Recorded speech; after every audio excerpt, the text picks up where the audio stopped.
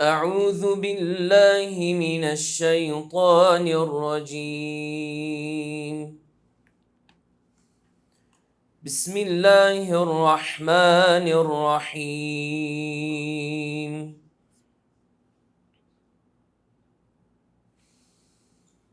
يا أيها الذين آمنوا كونوا قوامين بالقسط شهداء لله ولو على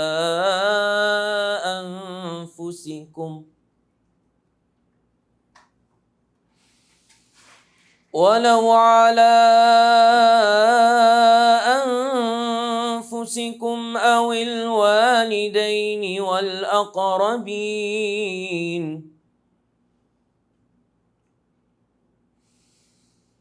إن يكن غنيا أو فقيرا فالله أولى بهما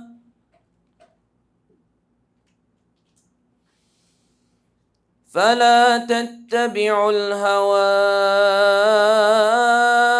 أن تعدلوا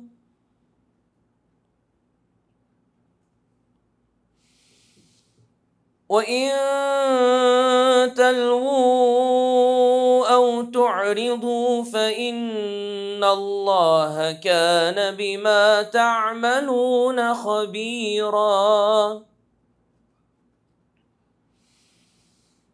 يا أيها الذين آمنوا بالله ورسوله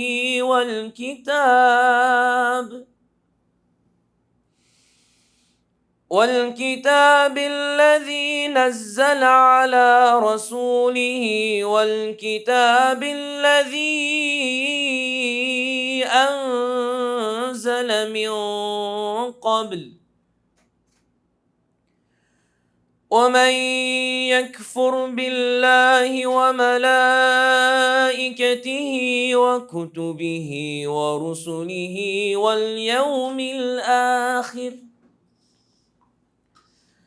واليوم الآخر فقد ضل ضلالا بعيدا. إن الذين آمنوا ثم كفروا ثم آمنوا ثم كفروا ثم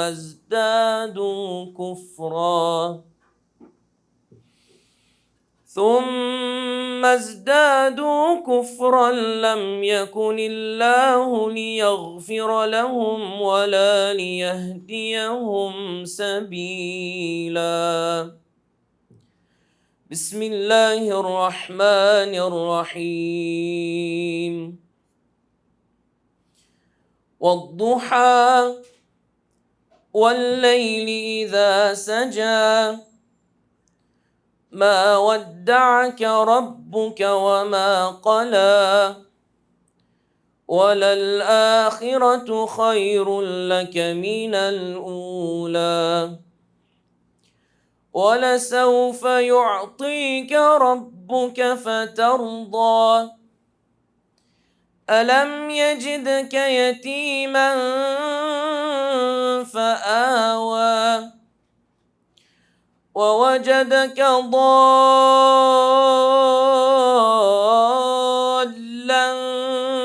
فهدى ووجدك عائلا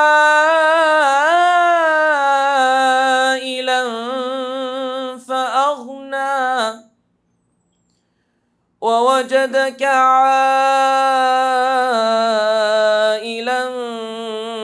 فأغنى فأما اليتيم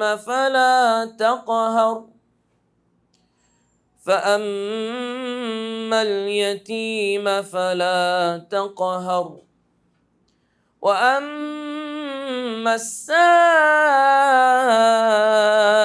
فلا تنهر وأما بنعمة ربك فحدث.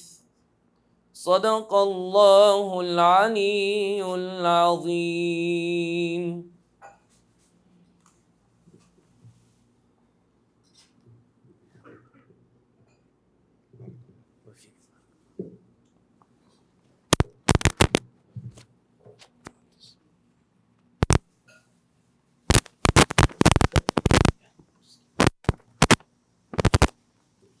Takbir. Allahu Akbar. Which one do you want? I'm good with this. All right. Assalamu alaikum wa rahmatullahi wa barakatuh. This is all you, actually. Good. How are you guys doing today? Alhamdulillah. Real quick, I want everyone to close your eyes and just look inside their heart, purify their heart, and make your intention.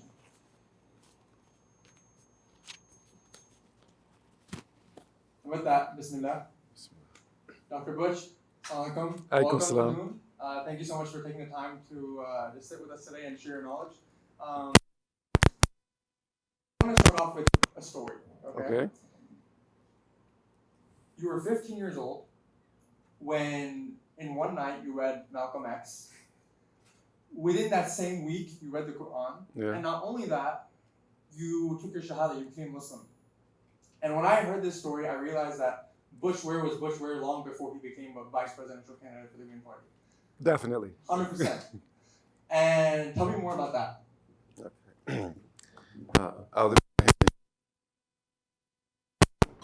I think you can probably lower the gain maybe like a half a decibel and you'll lose that feedback. That's years of hip hop performances, just mic check. Can it go a little bit higher? There you go. Can everybody hear me? Perfect, inshallah. Yeah, you gave an excellent introduction. I'll just add to this that I grew up initially in extreme poverty in Washington, D.C. I was born, my mother was 15 years old, teenage mom, pregnant, white woman in an extremely segregated city, pregnant by a black man. She was told by her high school guidance counselor to have an abortion, that if she had me, she would be strung out on heroin and prostituting herself by the time she was 17. So they tried to keep me from ever being born. White supremacy was literally like at my neck before I came into this world. My father had a 6th grade education, and in the first 7 or 8 years of my life, I think it's technically 8.5 years, we never actually lived for a consecutive year at the same street address. In and out of different apartment buildings, evictions, public housing, sometimes staying with relatives, couch surfing, not the cool in your 20s kind, but the kind where you don't have no place else to stay but with relatives. Sometimes in my dad's locksmith van, sometimes at a battered women's shelter. So when I read the autobiography of Malcolm X at age 15, and I read Malcolm's story of, his father murdered by the Klan, murdered by white supremacists because he was a Garveyite, a follower of Marcus Garvey, a black nationalist leader of his time. Malcolm's mother driven to mental illness by the intersection of misogyny and racial violence. Malcolm himself, seeing many of the same dark parts of the streets that I had seen. Long story short, what that book did to me and for me was that it showed me that there is no place on this earth that is so dark that the light of God cannot find you there. And so when I read that book cover to cover in one night, I wanted what Malcolm had at the end of that book. I wanted complete and total liberation, internally and externally. And so I went to my high school library and I checked out an English translation of the Quran. I think it's the Arbery translation. It's the one where the surahs aren't in the right order. this one, the Penguin edition. And I read that cover to cover the next night.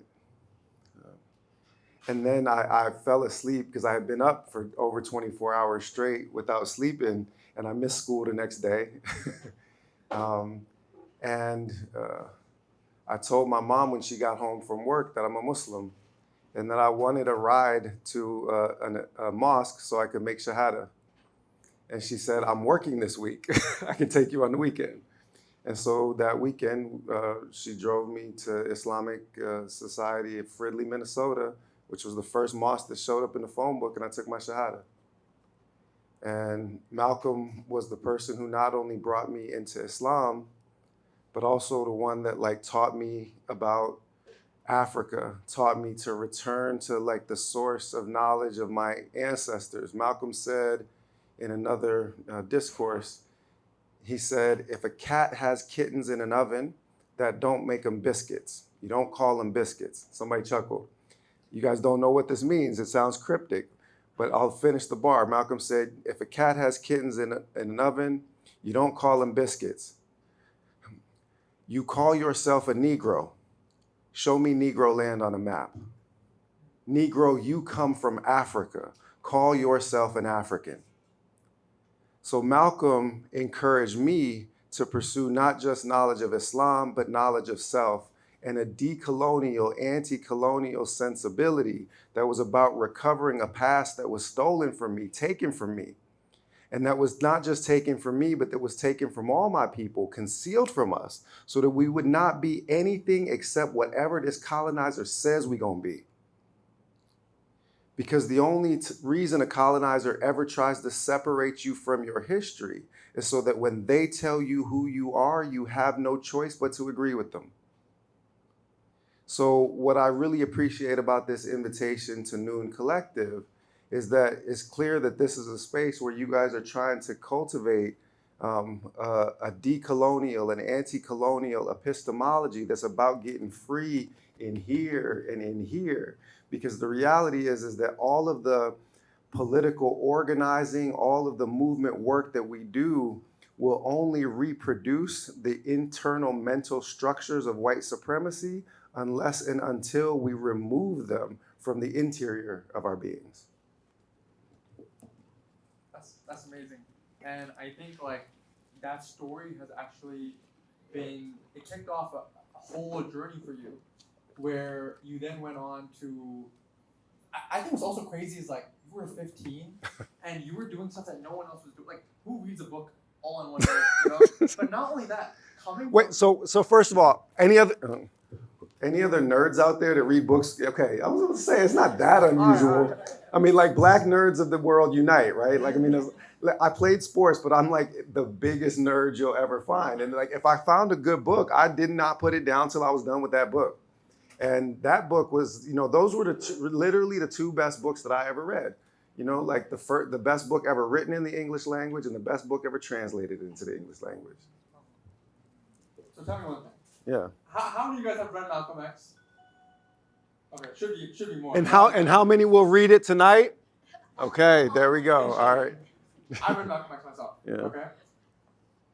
But most people who end up reading these books, even though they're revolutionary ideas, they don't go on to then go get a PhD and do all this crazy research in West African culture and that too about resistance traditions of Osman and Folio and and so much more, right? So tell me what drove that and tell me about the research that you went into. Yeah. I mean, that's a good point. Not everybody, people that have known me my whole life and, even people that have, only known me for the last 6 years, like my beautiful wife, Clementina, sitting here in the front row, know that my style in life is to turn it up to 11 and then break off the knob. So whatever it is, I go full at it. I want to be completely immersed in the thing, understand it completely. So by the time I was 17 years old, I was organizing Pan-Africanist reading groups. I read everything. I mean, I read all of the theorists that you guys have to read in college. I read those voluntarily as a 17 or 18-year-old. So I was reading Frantz Fanon, Black Skin, White Masks, reading Walter Rodney, those things by the time I was 17, 18, 19 years old. And I didn't know what I was gonna do with that, except that I knew that I needed to in some way like contribute to what these greats had done. Um, Long story short, I realized at age 20 that I wasn't really going to be able to make progress with any of these goals without going to Africa. And so I had two professors at the University of Minnesota at that time.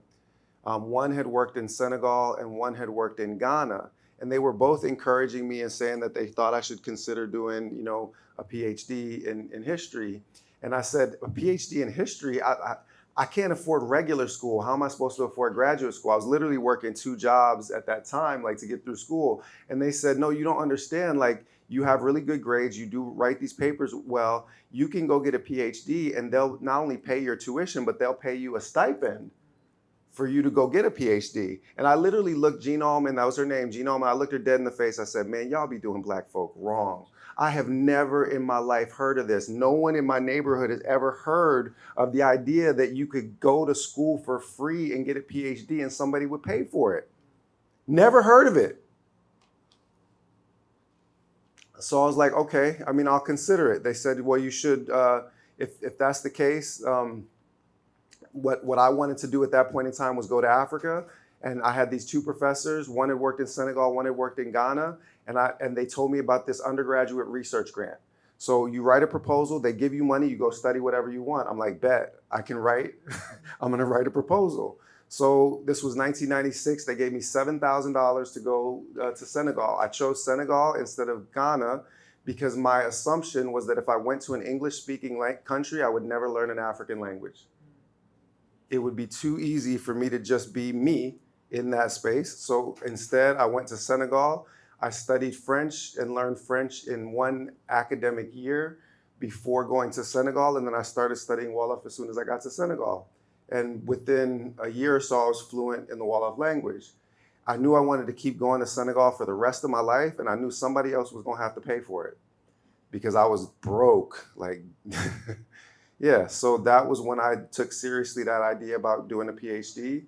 And I wanted to research this topic that everybody else in my academic environment thought was a really stupid idea, except for my PhD advisor, who really encouraged me. So I had this idea when I was in first year graduate school that the most important social institution in Senegalese society had never really been studied carefully in like a non-racist way. And that was Qur'an schooling. And this is before September 11th, 2001. People didn't really pay attention to Islam in academic circles at that point in time. I had professors that said, why would you want to write a history of Bible school? Because for them, it was like an intellectually uninteresting question. But the Senegalese colleagues that I had and friends that I had, they were like, no, this is the most important thing you could possibly do. Yeah. So they encouraged me to study the history of Quran schooling. Long story short, that began like PhD research, in French archival sources, Arabic written sources, hundreds of hours of oral history interviews in the Wolof language with people who grew up in Quran schools. And it began the process that eventually led to my first academic book, The Walking Quran, Islamic Education, Embodied Knowledge, and History in West Africa. That book, started out as like conversations with friends about like how to write a history of Quran schooling that was like actually respectful of Islam and respectful of Africans, because no such thing existed at that point in time. Yeah, so it was really translating those ideas, that Malcolm introduced me to of Africa and its importance, and of Islam and its importance, and then like bringing those into like my own life and my own work and beginning to put like my own academic imprint on it. So just like how not many people from your background end up going to PhD in research, not many people go from that to now being vice president. You know what I mean? Yeah, maybe even fewer. Yeah. Yeah. So it's like, what formed your worldview? What radical ideas were you dealing with? You're like, at the end of the day, this is the future. Where did things start clicking for you? Hold on. So I always take my shoes off when Quran is being recited. So let me put them back on because my feet are freezing. Sorry. Okay. Yeah, so before I answer that part of the question, actually, now that you frame the question in this way about becoming a vice president, there's a story that I should tell that I don't usually tell. So when we moved from Washington, D.C. to Minneapolis, so I moved from a community that was like 95% Black to a community that was about 20% Black, probably 10% Indigenous, 10% Asian, mostly Vietnamese and Hmong in our neighborhood. So it was like a mixture of, probably about 10% Latin, mostly Mexican in that neighborhood. So I would say it was probably about a 50-50 split between people of color and like white working class folks. So I don't think I've ever told this story in a public setting. When we first moved, I was waiting on the bus with my mom, and I looked around and I said, "Mom, there's a lot of white people here." And she said, "Yeah, honey, well, there's more white people in America than there are Black people." And I said, "Why are you lying to me like that?" I thought that was the most ridiculous thing that I had ever heard growing up in DC. Like, it was just completely inconceivable that was actually factually true. So at that point in time, we were actually coming home from Howell Elementary on the south side of Minneapolis. And at Howell Elementary was actually where my dreams of one day becoming a president were ended. Because when I was a kid in DC, I memorized every single piece of presidential trivia. You could pick a date on the calendar and I could tell you a piece of presidential trivia that was associated with it. And my aunt once tested me on this. She was like, "What about today?" And I said, "I can't think of anything." And then I was like, "Wait, today's Martha Washington's birthday." Like, I had Rolodex recall on all of these pieces of presidential history. And I think the reason is that somewhere in my head, growing up, even under the circumstances that we were in, the fact that I was born on Election Day in 1973, the fact that I was born in Washington, D.C., in the specter of the Lincoln Memorial and the Washington Monument, and because I thought inside my head that I could figure things out and be good at stuff, I think in my head I wanted to be president of the United States when I was a little kid. At Howell Elementary, I was doing my presidential trivia trip, and a teacher said to me, "Butch, there's never been a Black president of the United States, and there probably won't be one." No way. That's just like Malcolm X. You said it. He said, "That's just like Malcolm X." And that's exactly it. So literally, that is the day that I stopped giving a damn about school. So if you can look it up, I had a 2.9 GPA in high school. I did not go to class. In 5th and 6th grade in junior high, they had to call in my mother and they threatened me with everything they could. I was in the gifted and talented program at the school, but I had not done a single homework assignment in 4 months because I just didn't care. You couldn't get me to care. Why should I care?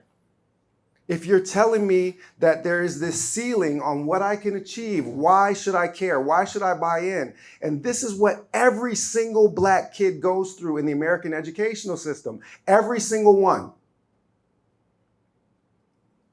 It happened to Malcolm. Malcolm wanted to be, if I remember correctly, a lawyer. And his teacher told him that he should think about being a carpenter, that is a good occupation for a Negro. Be what I told you to be. This is what I have slotted for you. So now to your question. Quite literally, I don't think that I ever thought of being president of the United States again after that. Not one time. My wife 3 years ago probably said, "You should consider running for office." I'm like, "That's crazy." Never. If you run tape on me teaching in community environments for the last 20 years, you will not find a single piece of tape where I am talking about running for political office or having any kind of political aspirations of any kind. Zero.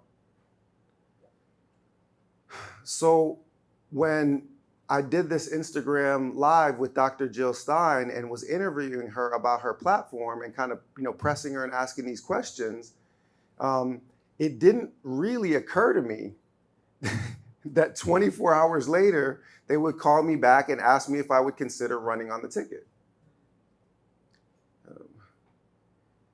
And really, I guess probably for the first time since I was 7 or 8 years old, I had to think about like what that would mean.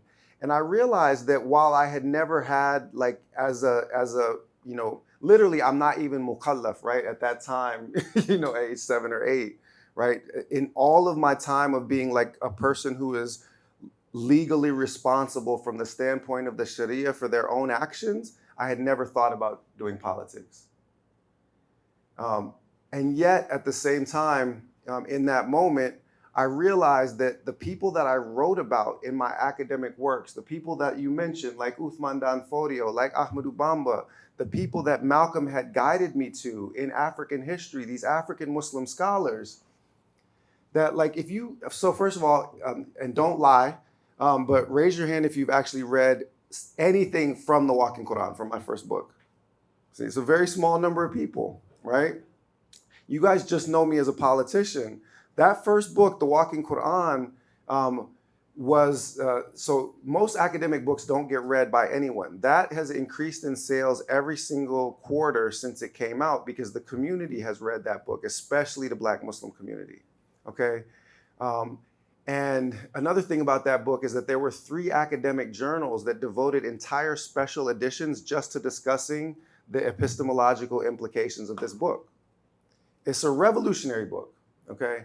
And it's a book about revolutionaries because the main characters in that book are Muslim scholars that were minding their own business, teaching their students, teaching the disciplines of tasawwuf, of ethical training, spiritual training, and then the slave trade arises.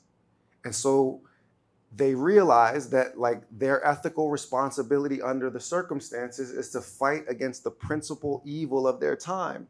The same way that Ibrahim alayhi salam stood up against Nimrod, the same way that Sayyidina Musa and Sayyidina Harun, peace be upon them both, stood up against Pharaoh, the same way that John and Jesus stood up against Rome. These Black Muslim scholars, male and female, I should add, stood up against the imperialism of their time. They stood up against white supremacy. In North Africa, Abdul Qadir Jazairi, Emir Abdul Qadir, the Algerian leader, he's crowned with the turban in his community at age 19 of being the greatest living spiritual heir of the medieval Sufi Ibn Arabi.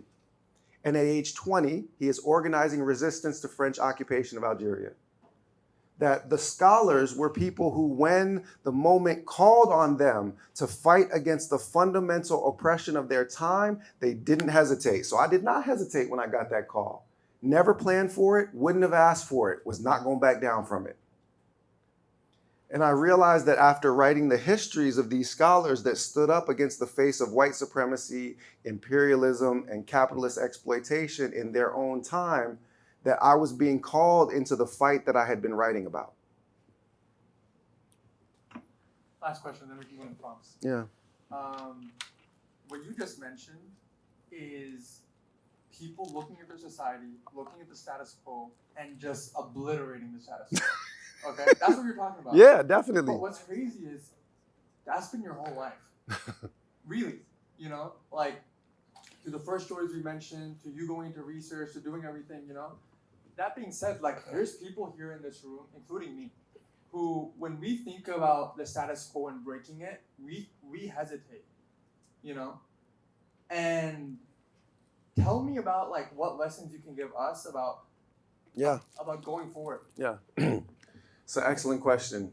The most important thing that we can do to emancipate ourselves is to literally never let an ounce of the colonizer's narrative occupy any space in our heads or hearts. Like Malcolm said, never let your enemy tell you how many of you there are, right? Do not let them tell you what your capacities and limitations are.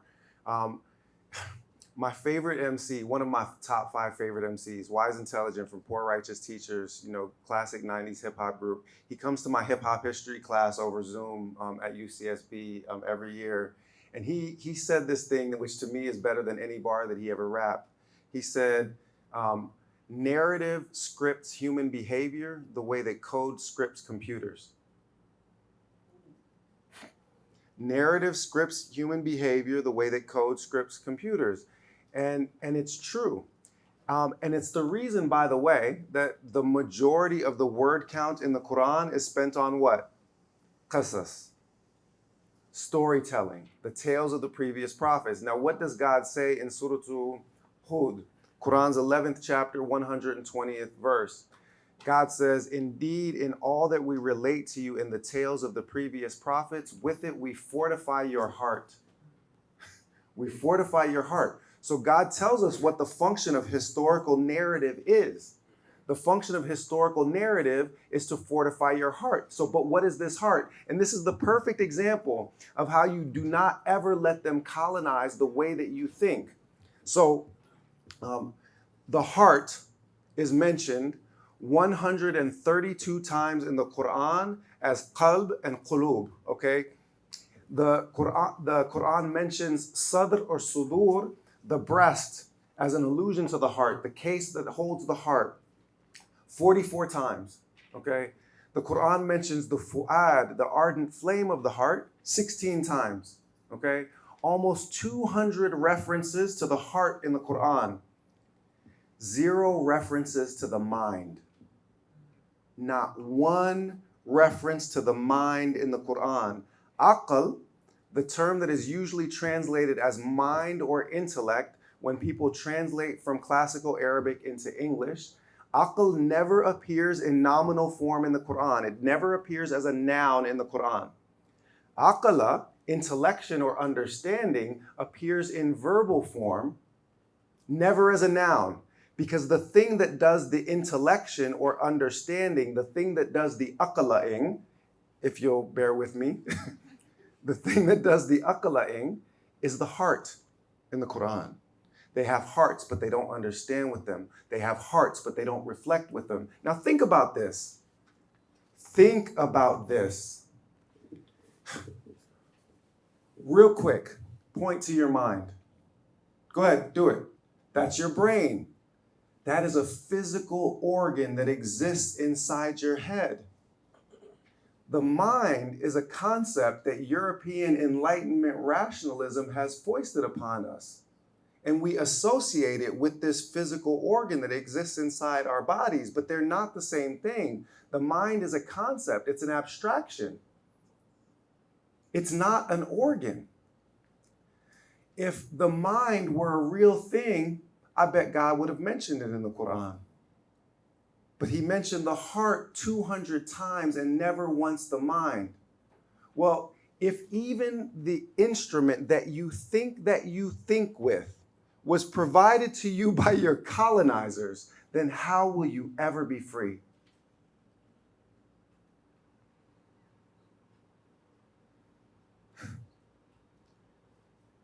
All of our categories, it's not just our narratives, but even the categories themselves are poison. They are an intellectual prison designed to make us accept and internalize our chains so that we take them with us wherever we go. The only advantage that I have ever had over anybody and everything, because I did not get dealt the easiest hand to play, is that despite being beaten down in those ways by white supremacy, I never for once accepted anything that white supremacy said about anything. Don't believe a word of its narrative about anything. Don't trust any of its categories. Instinctively resist them. And when you do that, then that opens up space for you actually to explore what our own indigenous traditions, what our own Abrahamic traditions, the tools of thought that they gave that allowed humanity to thrive for thousands of years before this last 500 years of exploitation, murder, imperialism, and theft. If you think with and through these categories alone, you are the poison. And it doesn't matter what your skin color is. It doesn't matter what your ethnic background is. Even the antithesis, this is going to make a bunch of leftists mad, But I often say that about the Muslim community, I often say that capitalism is their religion, Islam is their ritual observance. Can I get a witness from the congregation? That's where you say amen. Thank you, Shayna. Right? And when I really want to stick it to them, I say the sunnah that we respect the most is middle-class respectability and conspicuous consumption, not the sunnah of the messenger of God. Peace be upon him. But, and people love it, the leftists love it when I go hard on capitalism. And they don't love it when I say that the antithesis, both linguistically and epistemologically, must contain the thesis inside it. Do I have to say that again? Antithesis, linguistically and philosophically, contains the thesis. When you argue the opposite of a thing, you have to include the original thesis in it because you have to respond to the question that was posed. So Marxism contains the same toxins that capitalism does. It is a wholly materialist philosophy, believes that the metaphysical realm is of no significance or importance in structuring human affairs. So while I use all the time Marxian critiques of capitalist political economy, I actually do not believe that Marx provided the answers for human development. I think that you can provide an excellent critique and a structural criticism, and you can make lots of really, really important radical improvements. And I'm a big believer in Stokely Carmichael, Walter Rodney, Kwame Nkrumah, all those African revolutionaries that use Marx. But Kwame Ture himself said that this is a philosophical deficiency in classical Marxism. He said when Marx said that religion is the opiate of the masses, that was only true for Europe. He said they were the last ones into Christianity and the first ones out. And it was only used for exploitation. So for sure that critique holds for Europe. But if you study the traditions of the non-Western world, emancipatory spiritual traditions exist and obtain within all of them. And indeed, even in the pre-white supremacist European system, there were the roots of things that were actually nourishing for human souls and reproductive and reproducible and sustainable. Whiteness is as destructive. White supremacy is as destructive of the humanity of the oppressor as it is of the oppressed. And that's why the messenger of God, part of why the messenger of God, alayhi afdal salatu wasalam, said, help your brother whether he is oppressed or oppressor. And they said, messenger of God, how do we help an oppressor? And what they were really saying was, why the hell would we help an oppressor? But they said, how? And he said, stop him from oppressing. The reality is that all of humanity will breathe free for the first time when we are free from this white supremacist, capitalist, imperialist toxin. We have been breathing in poison our whole lives and calling it air because we didn't know no better.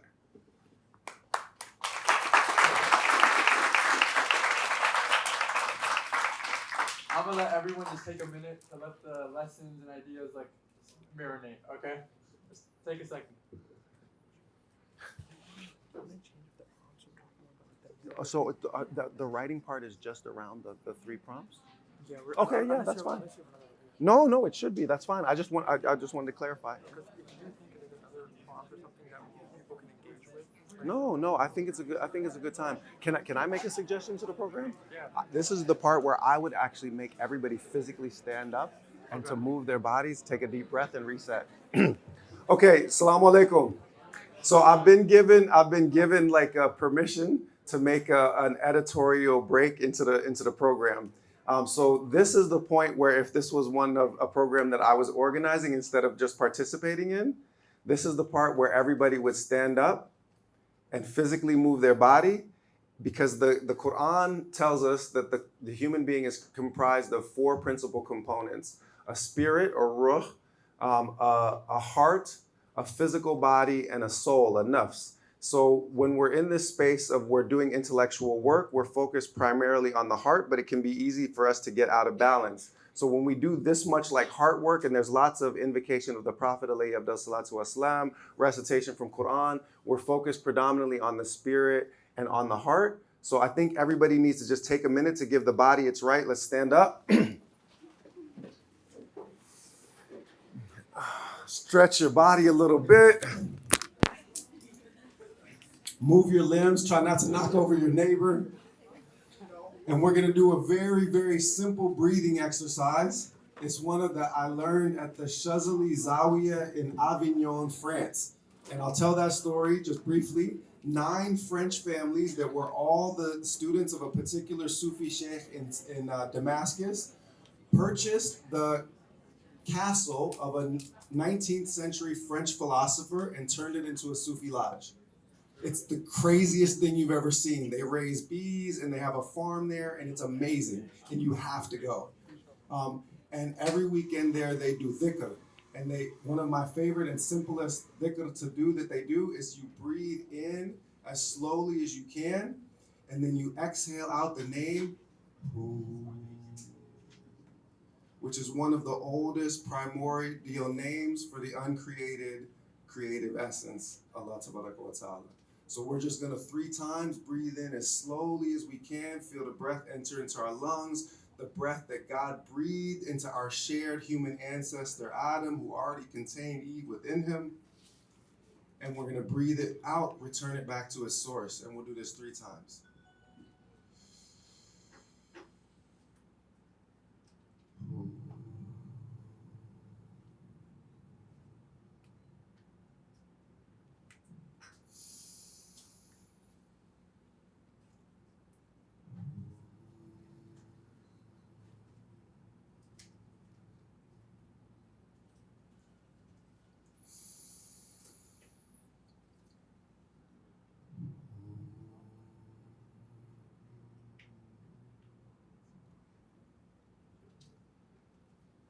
Now that you've returned to your fitri state, your innate natural humanity, turn to your brother or sister in humanity that's next to you and greet them and see their humanity. So turn to your right and give salams to the one there. And then turn to the left and give salams to the one that's there. Bring it in, bring it in, bring it in. This is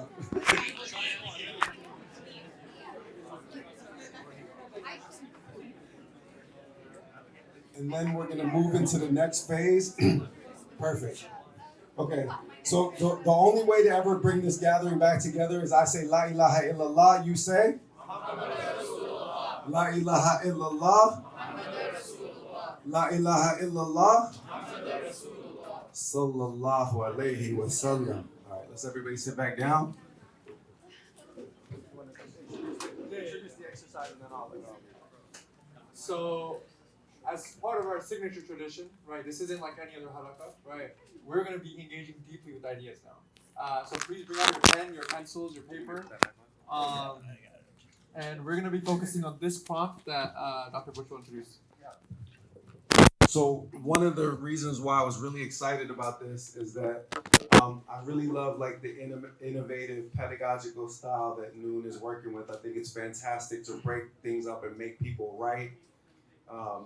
Actually, when I do academic writing, it usually starts by hand, and then only later do I type. There's a different kind of experience when you write it out. So this particular writing exercise is gonna, inshallah, help shift us. Oh, go ahead. Do you need to make an announcement? Do people need paper or pens? If you don't have paper or pen, raise your hand. Okay, yeah, let's get those over there.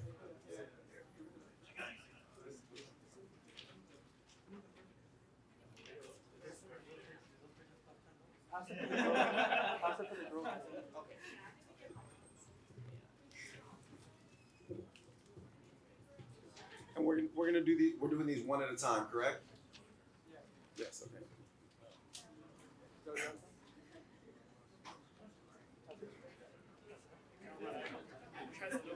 Huh? We also got notebooks if anyone wants If to anybody buy wants to buy a notebook, let's get that merch moving. Come on, people. Okay. No, so hold on. No, it's important. She said, no, but it's good. She said, I thought we were talking about anti-capitalism. It's a beautiful point. Commerce and capitalism are not the same thing. I know, but it's an important thing to remind people. The messenger of God, peace be upon him, was a merchant. Commerce is good. Capitalism distorts commerce. So do business. Business is good. Capitalism is exploitative by its nature. It's extractive. The next time we have non-racial capitalism will be the first time we've had non-racial capitalism. Capitalism has the racism baked into it. And it is a system of transcendent meaning. It assigns value to human beings on the basis of the number and nature of their possessions. It is a dean of its own. No believing person can accept its basic tenets. Because we believe that our innate value comes from our Creator, not from the number and nature of our possessions. So commerce is good. Capitalism is shirk. Yeah, I said it. Tell your Desi uncles. Tell them I said that too. I'm not expecting them to vote for me anyway, but you guys, I'm counting on the 18 to 29 demographic.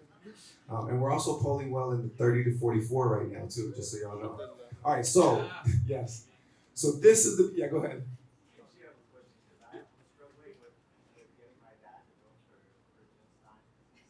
We're gonna treat that question with this exercise, I promise. Okay, so here's the exercise. The exercise is built around the 3 questions of Rabbi Hillel. And this is also about how we model like the actual Islamic tradition, is that we benefit from and respect the scholars from our brothers and sisters in faith amongst the Ahlul Kitab. I personally love Jewish scholarship as much as I hate Zionism. Just gonna put that out there. So Rabbi Hillel had these 3 incredible questions that are great for the writing exercise that we're gonna do now. The first of them was, if I am not for myself, then who will be for me? The second is, if I am for myself only, then what have I become? And the third was, if I do not take action now, when will I take it?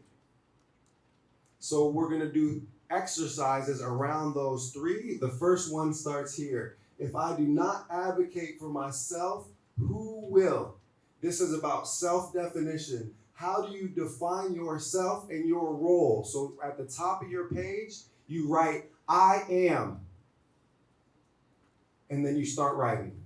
Go. I need pen and paper too. Here, take this one. Okay. Oh, yeah. Ooh, free notebook. Yeah. So, can you just put this back? Yeah. And how long are we writing? I don't know where the. This one. How long are we writing? 5 minutes? Oh. I think it's 5 minutes. Oh, it's all out.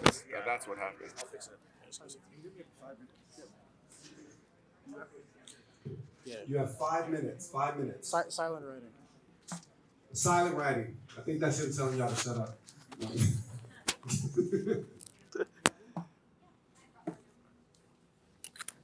Good? Yeah, I'm just fixing this.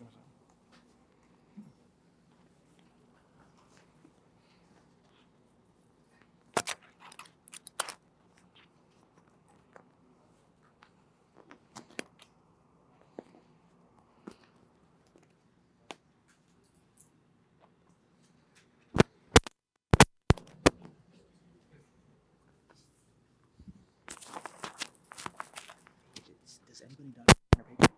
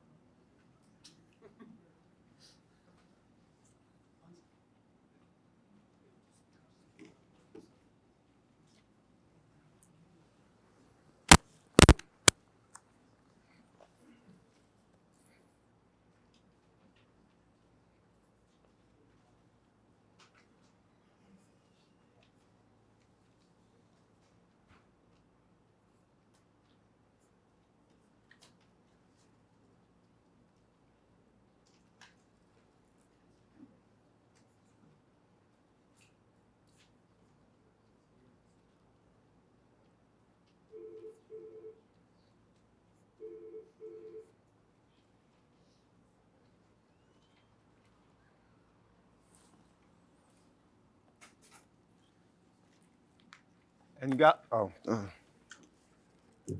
we're about halfway through, about 2.5 minutes left.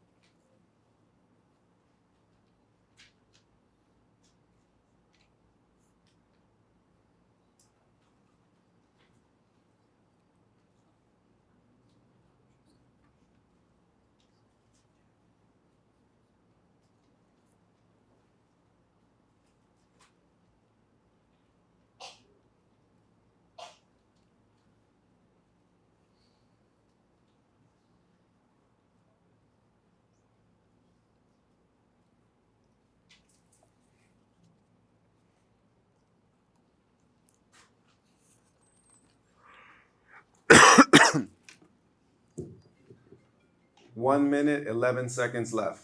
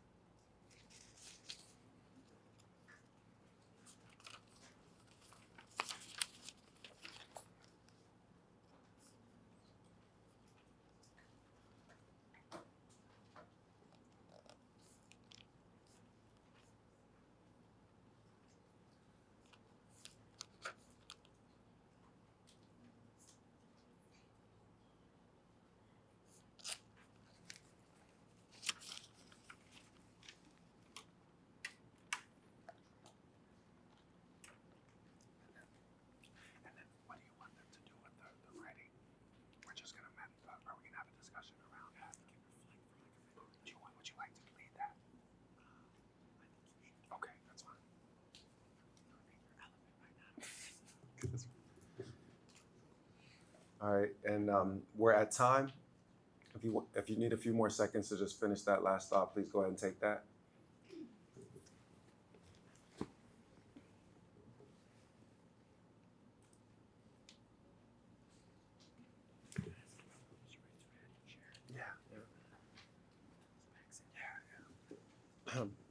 So no one should feel like put on the spot that they have to share. What you've written is for you and not for anybody else. And we also definitely do not have time for anybody to fully read out everything that they wrote. But we definitely also want to open a conversation. Anybody that wants to share something that they took out of this exercise. It doesn't necessarily have to be even the content of what you wrote down, but your reflection on what you wrote down or your reflection on the undertaking the exercise itself. Okay.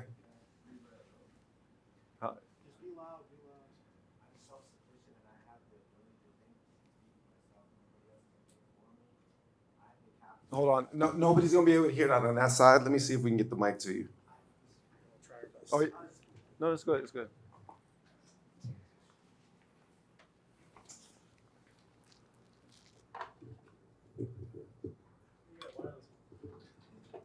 Okay. I wrote, I'm self-sufficient and I have the ability to think and speak for myself. Nobody else can think for me. I am the captain of my own ship. If you allow others to control your way of thinking, you risk becoming a sheep to the masses. You'll be nothing but a number to the hive mind.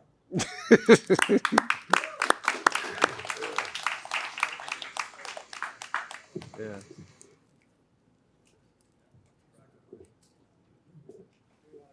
Yeah. We got a hand back there? Yeah. Just come a little closer.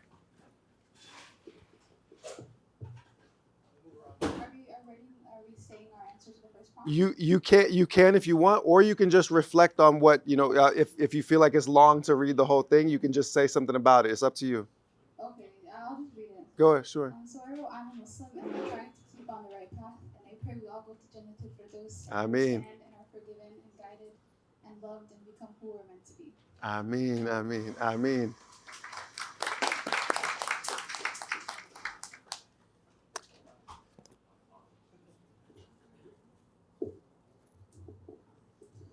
If I don't advocate for myself, who will? I said, Allah will. Woo! Come on. How do you define yourself? I define myself as an accumulation of all the ideas that I have encountered, all the experiences I have experienced, and all the people I have met.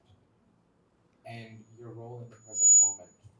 My role in the present moment is to bring change. Everyone's role in every moment is bring change. Either change yourself, your brother, your sister, your family, your room, or go bigger, change community, change ideas, change thoughts, or maybe more than change, just influence. Beautiful.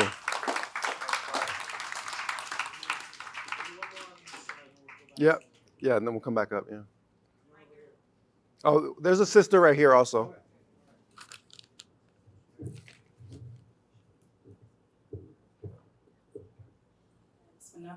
I said, I'm a Muslim Palestinian woman.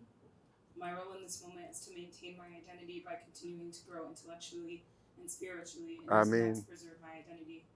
Through that, I advocate for myself. I don't allow for the outlined preconceived expectations of society to impact or affect how I define myself or the role that I make for myself in this moment. I was created not to remain silent. I believe I was created to speak up. Beautiful. So I'll take that back.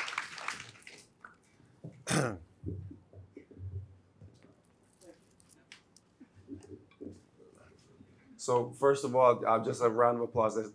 Thank the people who were willing to share. So I am, really quickly, more about myself. So in addition to being an academic, after George Floyd was murdered in 2020, I opened a public social media account for the first time in my life, okay? And probably some of you guys follow that Instagram account. Raise your hand if you follow my IG. Raise your hand if you're going to follow my IG. Okay, good. All right. So because I feared that I would be judged by God for any beneficial thing that I could contribute to humanity in that moment that I withheld. So that's why I turned everything public facing. I stopped writing the academic books that I was writing, and I focused on doing things public facing. And that led to doing online spiritual intensives that are rooted in the African Islamic tradition. And in 4 years since that time, we've had over 3,500 people take those online spiritual intensives. I see Sister Shayla's taken at least like 6 of them. No joke. So in those spiritual intensives, and then after quarantine ended, I started doing them in person as well as hybrid online. So one of the things that has come up consistently, and it's germane to this topic of I am, is that in a basic way, all of those great spiritual masters that led resistance movements in Africa, they were always focused on teaching kind of one basic thing. So they structured society in different ways. Their movements looked different. They were organized according to different kinds of plans. But what they consistently did was they focused not on the architectural blueprints of the building that they were designing, but the structural integrity of every individual human brick in the structure. In other words, what difference does it make if you build a capitalist structure or a socialist structure if every human being in it is corrupt and rotten? If the human ingredients are broken and unhealed, then it doesn't matter how good the design was, okay? So that our traditions, what they really are designed to do is help get us back to our humanity, to restore us to our humanity. And in the West African tradition, this was always defined as two things. They say that the roles of a teacher are two: help a person return to their fitrah and help them establish their relationship with the word. That's it. The rest will take care of itself. Because if you get back to your innate humanity, fitrah, for those that are hearing this word for the first time, is a word for innate disposition. It's derived from the name of God, al-Fatir, the originator. This is your original state. And in Islamic conception, unlike in a Christian conception, there's no original sin in Islam. The human being doesn't come in a sinful state. The human being comes in a sound state, a good state. And how could it be otherwise? Everything else in creation in the Quran is created with speech. When God wants to decree a matter, he has only to say unto a thing, be, and it is. But the human being is actually created with God's hand. God says to the devil, why did you not bow to that which I made with my hand? The human being is made with this caress, intimacy, and the breath of the divine is breathed into the frame. So the sanctity of the human being is implicit and explicit in our sacred tradition. So going back to uncover your humanity reveals that which is sacred within you. So this is the last thing that I'm going to say on this, and then we'll move on to the second question. The Quran for Muslims teaches us why we are here. But only God is going to teach you why you are here. That means that you have to develop that relationship, and you have to probe internally the purpose of your life. You have to do the inner work. You can't put back onto the Quran responsibilities that the Quran puts on you. The Quran does not have all the answers. The Quran has the methodology for you to get the answers. Yes, the Quran says you should marry. But if the question is, should you marry her? Do y'all understand what I'm trying to say?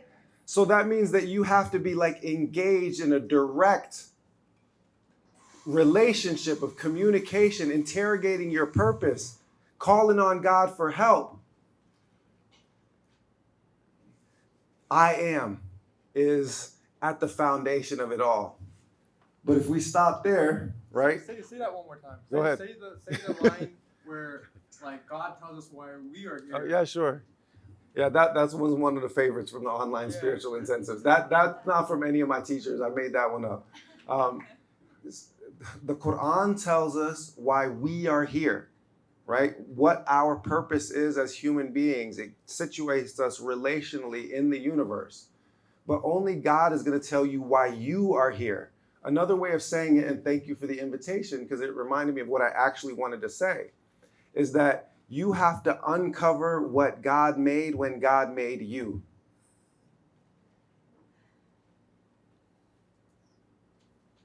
Am I making sense? Too much sense. You have to uncover what God made when God made you. And these people that led these movements, people like Khadija bint Muhammad al-Aqal, she was the teacher of the first anti-slavery rebel that I've been able to document in West African history. These male and female, exemplars, what made them different, the reason why they moved differently in the world, the reason why they accomplished things that ordinary people couldn't accomplish, was because they knew exactly what they were here to do. They knew that it was already written, and that all that they had to do was go claim their birthright through their efforts in this world. And so that everything that facilitates the completion of a mission that they know their life is for, they undertake. And everything that inhibits the completion of that mission, they leave. Most, especially people in their 20s, are always trying to figure out, which way do I go? How do I make this decision? Well, if you already know who you are, these become easy decisions. I know we're going a little bit off today, but how did you know who you are, and how? Because I think that's the biggest question we ask ourselves: who am I? What am I doing here? How do I get to that point of understanding? Well, okay. Yes. So this would take me into the khutbah that I gave at the University of Pennsylvania for the Muslim Students Association there. I'm just going to give the short version. So one thing that you'll notice if you read those stories of the prophets in the Quran is that all of the prophets in the Quran have incredibly, what's the word that I'm looking for? Like incredibly difficult, hard childhood. The Quran is basically telling you over and over again that extraordinary people don't have ordinary childhoods, usually. Like Moses is a baby in a basket floating down the mightiest river on earth to the mightiest tyrants on earth, tested right from the beginning. Now, why am I mentioning this? Because usually when God wants to raise the status of an individual or a people, he first delivers them directly into the hands of their enemies. Because one of the things that you learn when this happens is that you don't have anything else that you can rely on ever, anywhere except for God. And many of us learn to rely on proximate causes, but those of us that have had everything stripped away from us learn that we don't have anything that we can rely on at all except for Allah. So the sooner you get to the place where you realize that you don't have anything that you can count on at all except for God, the easier that process becomes. Because then it becomes like it becomes a performance for an audience of one. You lose any concern with how people perceive you, how they might judge you, what they might think of you. And instead, you only focus on, is this thing that I'm doing the best the maximization of the gifts that God gave me specifically? Whatever my talents and proclivities are, is this the best way that I can lay them down in service to the divine? And laying them down in service to the divine always means laying them down in service to humanity. This community, unfortunately, has learned to index its morality in terms of personal piety. But the reality is that the relationships that we establish in the world are the primary determinant of our fate on the day of judgment. Our personal sins, God washes those away with repentance or even without repentance if he wants to. But God is the just. So he gives justice to every last one of his servants, believer or non-believer, which means that if you allow injustice and oppression to persist in the world, when you have the capacity to stop it, you are risking your immortal soul. So when you are evaluating things in that way, then you immediately think, what must I do today to put myself in service of the most precious thing that God ever made, the human being? And when you start thinking about how you can live a life of benefit and of service, then your purpose comes to you. But all of us instead are thinking, I got to make more money. I got to get ahead. I got to do this, to do that. The best thing, the favor that God did for me is that every single thing that I ever tried to do for myself, God caused it to crash and burn. And every single thing that I ever did for the benefit of others, God made it flower.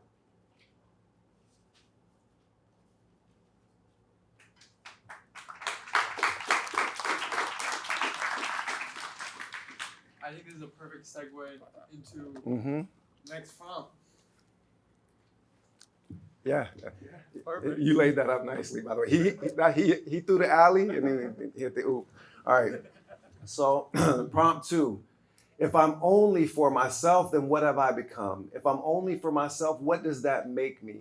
Who are we as a collective and where are we heading? So yes, you have to stand for yourself. Otherwise, no one will stand for you. If you don't respect yourself, who's going to respect you? If you don't speak up for yourself, then who will speak up on your behalf? And Muslims, and especially Muslim women, speak up for yourselves. Stop letting this misogynistic community push you around.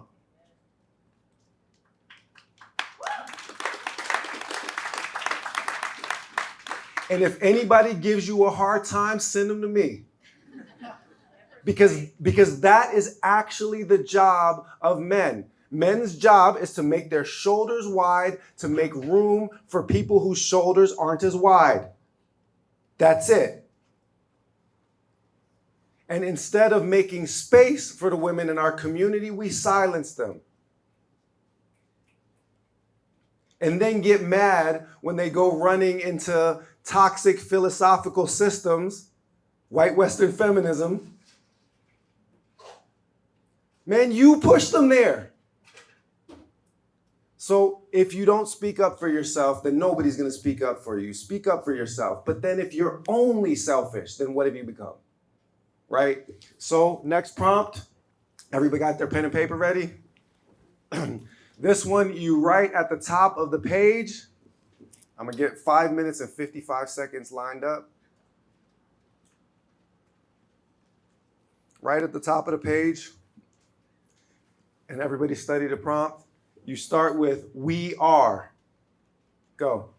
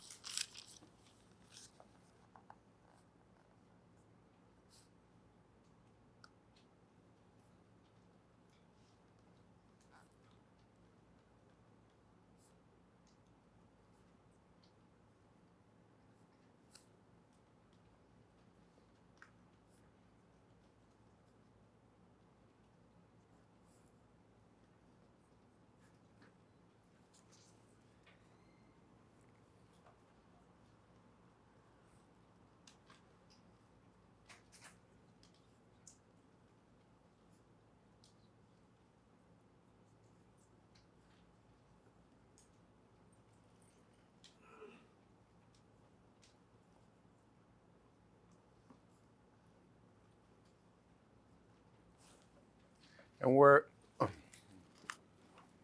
about halfway.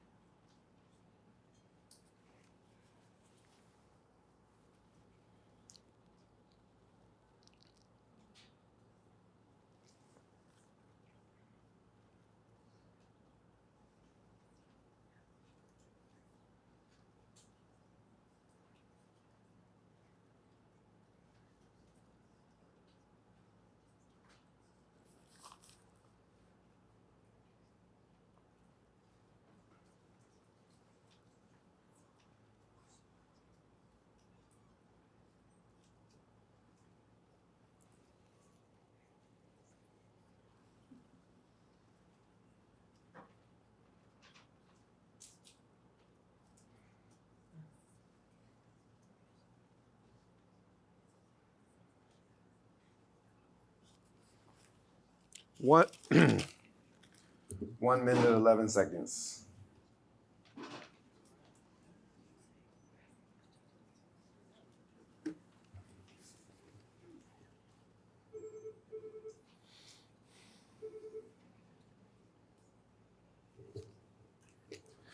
I think they're putting like actual crack cocaine into this. This stuff is good, man. Jeez. Incentive for you to come back to Dallas. Unreal.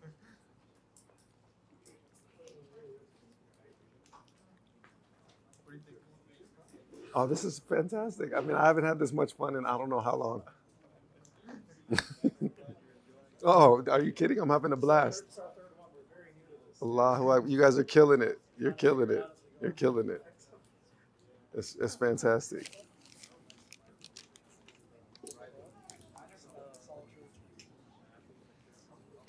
All right, so we are we are now at time. If you need a couple seconds to go ahead and finish that last thought, please feel free to do so.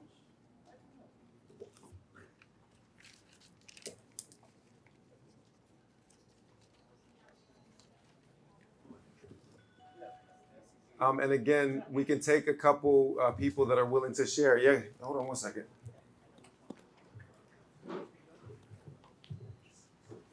Sorry.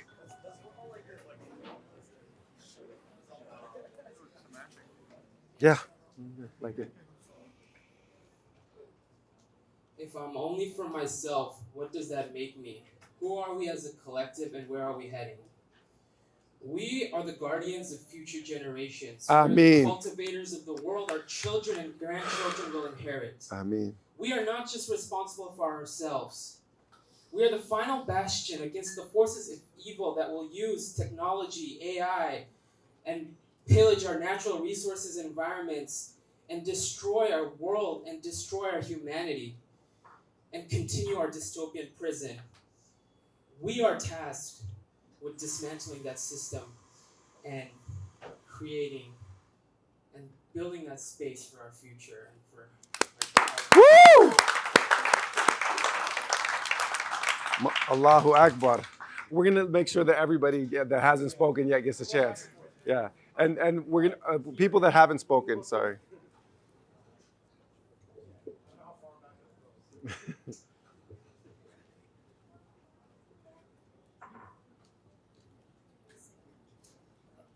We are the ummah that our beloved Prophet ﷺ fought for, made dua for, and cried for. Ameen. We have the power to fight for justice and bring about change not only in our community but in the world.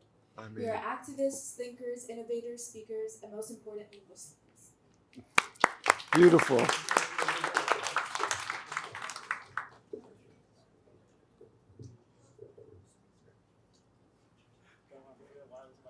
Yeah, gotta get. Note 1, cordless mic. Yeah, exactly.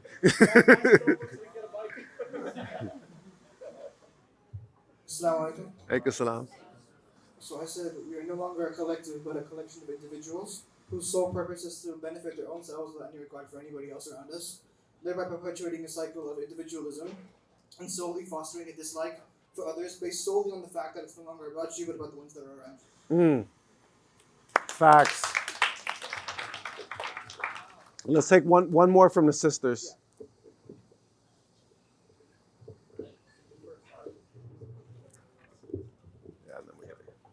We are the voice for the voiceless. We are the ones who bear the consequence of surrendering when Allah told us in Surah Nisa, our onus is to stand firm for justice as witnesses for Allah. I meant to come back to that. Where's our Qadi? Because that's where he started. Beautiful. And I'll take it back just in the interest of time. So for all the people that didn't get the chance to share theirs, I have to leave at 6, but you guys have the space till 7. So the hope is that everybody will be able to share their thoughts, that people will be able to exchange ideas after we're finished. So hold on to those notebooks, hold on to those thoughts. I wasn't expecting to do this, but I'm gonna read mine if I can make out my chicken scratches. This is gonna be tough. I'm not a medical doctor, but you know how like medical doctors are really bad, have bad handwriting? Apparently PhDs too. Okay. We are at the precipice of a new age for humanity. The days of universal selfishness are over. This is to your point, brother. W.E.B. Du Bois said of capitalism, he said, a system of universal selfishness can never bring social good to all. If everybody is just individuals looking out for themselves, then you cannot have social good. So the days of universal selfishness are at an end. The nadir, the bottom of human development is almost over. We will one day look back upon these years as the storm that shook the foundations, but brought abundant rain. Everything we need to have abundance, prosperity, and community is already here. We must simply learn to love one another enough to share it. We are shaping a mass awakening. We will reap its fruit in this lifetime, inshallah. We must be cautious for the next few years. Those whose lights are dimmed will fight with darknesses in their hearts. They will resist, but we will win. It is written. God's promise is true.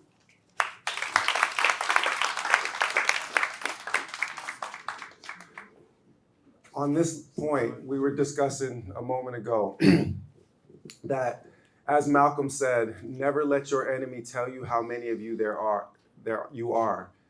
The biggest obstacle that we have, believe it or not, is not these systems of oppression. The biggest obstacles that we have are these systems of oppression. We have internalized the limitations that have been imposed upon us. And I'm going to tell just a quick story that one of my mentors told me when I was 19, 20 years old. This was on the south side of Minneapolis, outside of Uhuru bookstore. And his name was Mahmoud Al-Kati. He was a professor at a neighboring university. I never took a class with him, but I learned so much from him. And he said to me, Butch, he said, you know how they train elephants at the circus? And I was like, no, and what are we talking about right now? The question kind of hit me out of the blue. And he said they take heavy lashes and they whip them. They whip them because even as an infant, a baby bull elephant, if it gets loose, it can trample a half dozen people in no time, right? So they whip them, and they take heavy chains to the point where it binds, the metal binds into the leg of the animal, piercing its flesh. And they tether those heavy chains to iron pegs in the ground or to heavy poles so that every time that animal tries to run, it is whipped and it learns that it has been immobilized, that it can't go anywhere, that resistance is futile. Yeah, don't go to the circus, first of all, and don't go to SeaWorld either. It's the same thing. But then Mahmoud continued, he said, but once that animal has been broken, it can grow to be an elephant that weighs a couple of tons. And you can keep it in place by even just having a semblance of a lash and just making a cracking sound in the air. You can take any insignificant cord and wrap it around its ankle. You can take that insignificant cord and tether it to any insignificant peg. And that fully grown elephant will never run. And then he said to me, do you understand why I'm telling you this parable? So I ask you, do you understand why I'm telling you this parable? I'm asking you a question. Yes. Okay, so why? What is the meaning of it? Yeah. I was going to say,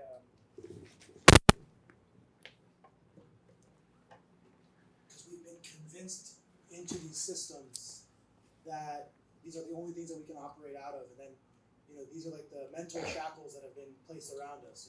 It's like an analogy to that.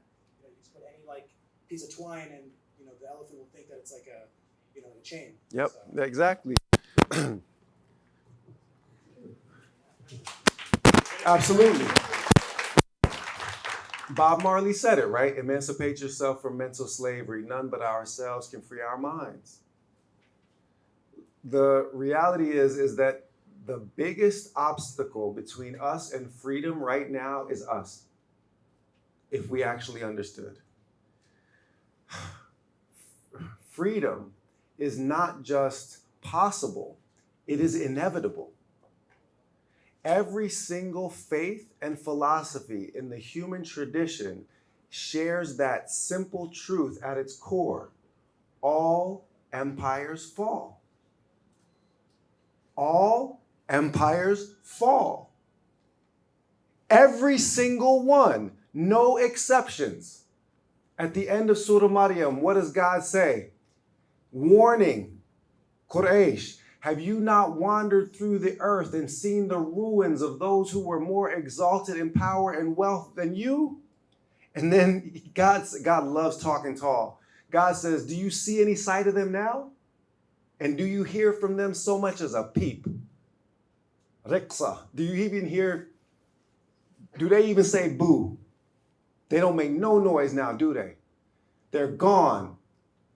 The Romans gone, Egyptians gone, Nimrod gone. All empires fall. You have internalized defeat to where you think that it is impossible for you to win, when in point of fact, it is inevitable that you will win.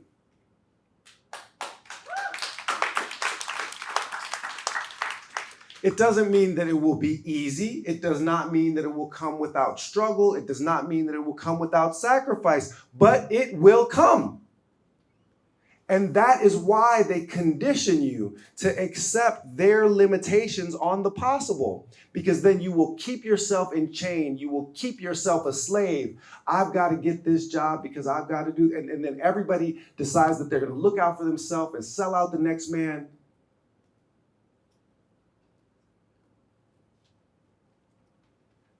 Freedom is here. It is inevitable. It is coming. The question is what will come after the fall of empire. It's not will empire fall, it's what will come after it. And that's the reason why in all of these gatherings, I'm trying to remind people that this is not about what we are tearing down, but it is about what we are building. It is about offering an alternative to this exploitative and extractive system that has diminished our humanity for the last 500 years. In the Wolof language in Senegal, they say that the child of Adam does not release that which his hand is holding until he is reaching for something better. So much of our activist work has been built on deconstruction and criticism. Construction of a beautiful future, of an alternative to this, is the principal affair, because we actually have everything that we need for every single human being to be fed, to be clothed, to be sheltered, to be educated. All we actually have to do is reallocate the resources that we already have, to reorient the priorities that we have, so that instead of trying to get maximum profit, we get maximum benefit. This phone right here, they could build a phone today that would last 100 years easily. But they build one that breaks every 2 years because that's the way that they can make the most money. Well, what if we incentivize fulfilling human needs and fulfilling human potential instead of fulfilling billionaires' bank accounts?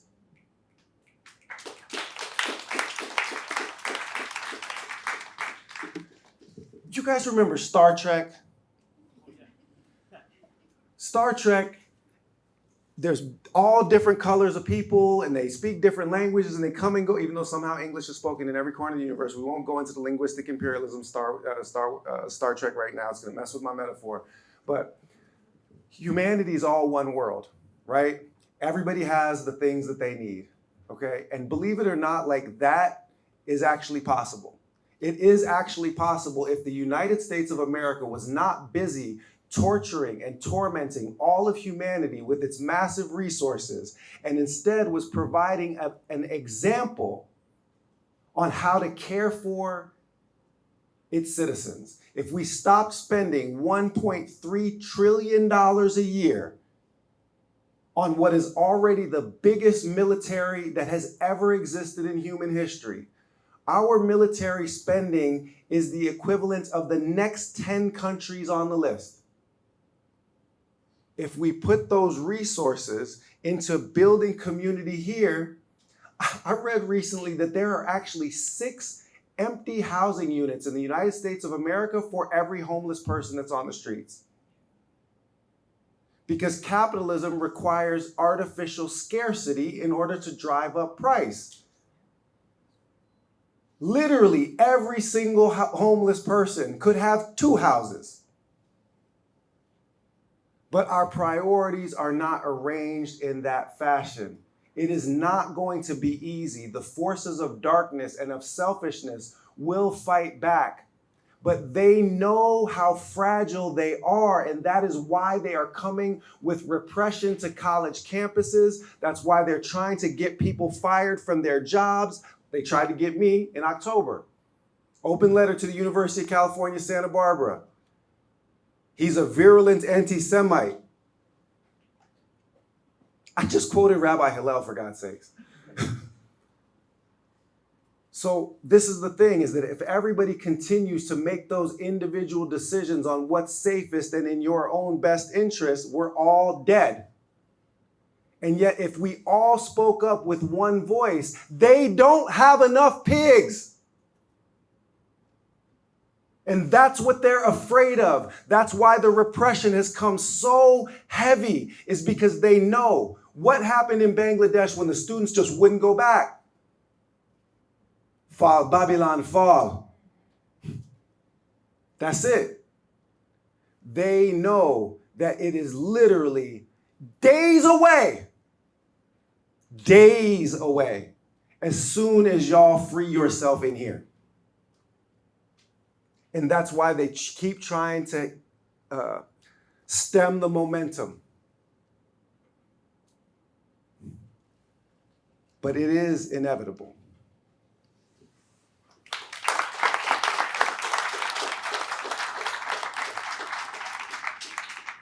Actually, yeah, no, that sets up pretty well. The last of the questions, if not now, when? If not now, when? I don't think this one needs much explanation. So right at the top of your page, if not now, when? And then answer with this.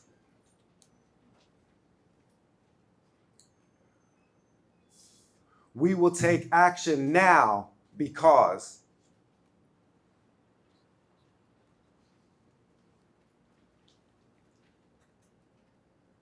Five minutes, 55 seconds.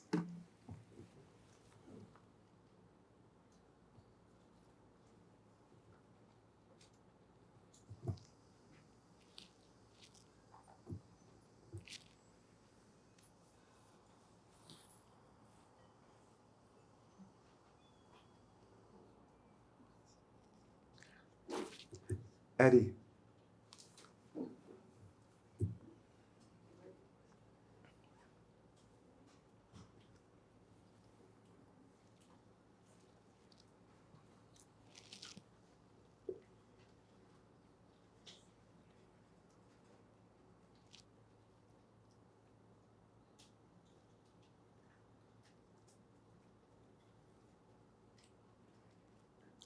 Actually, you can. Do you have your stuff? We'll wait till the exercise is finished. But you can, yeah. Because I just realized we only have two seats, so I'd be making you sit on the floor. I can get up. Well, we can just take that chair. Actually, come on up. Come on up.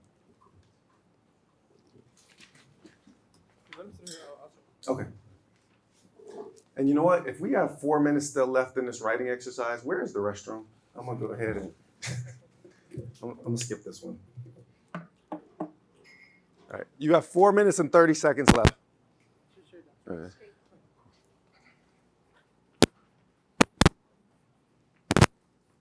Excuse me.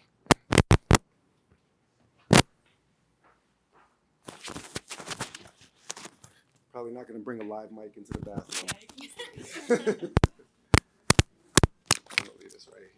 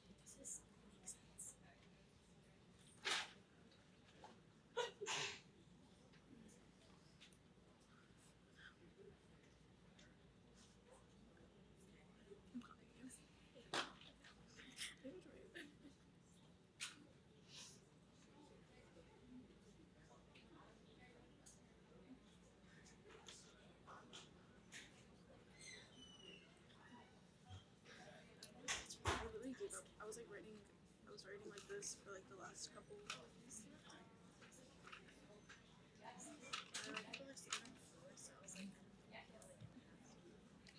Where did I put mine? Yeah, we're gonna put it. Oh, he's gonna pass it around. Like you should just go up now. Yeah, here, just take all of ours.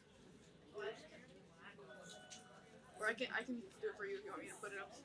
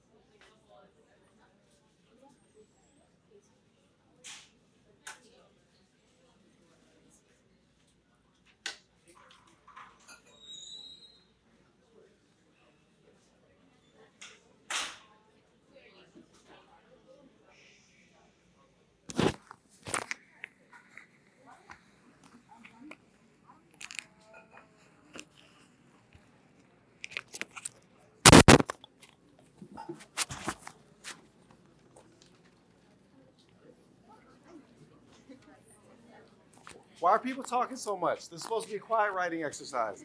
So,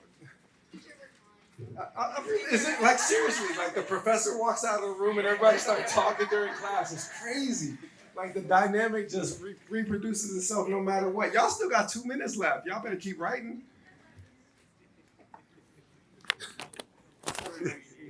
Good to see you, Eddie.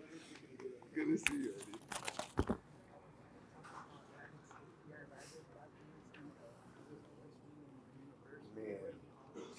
Change your whole life. Yeah. No, you're good. I know that you have to leave soon. I do. And that's why I want to just ask this. If I want to learn from you, in terms of stuff like that, what do you have? I know right now the political stuff, but in terms of yeah, I'll mention. Yeah, I'll mention. Yeah, I would love if you can mention. Yeah, of course. It was so amazing. Please, let's have that event again. I'm happy to.